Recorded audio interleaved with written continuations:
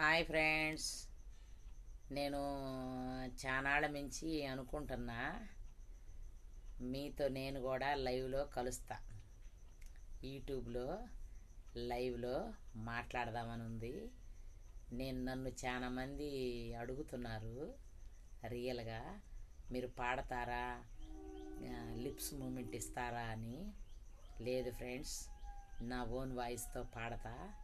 నేను లైవ్లో ఉన్నప్పుడు మీరు ఏ పాట పాడమంటే నేను ఆ పాట వెంటనే పాడగలను. అలాంటి కొంచెం నెమరీ ఉంది నాకు. మీరు సడన్గా నాకు ఈ పాట పాడండి అని అంటే కూడా నేను పాడగలను. లైవ్లో నేను రాబోతున్నా.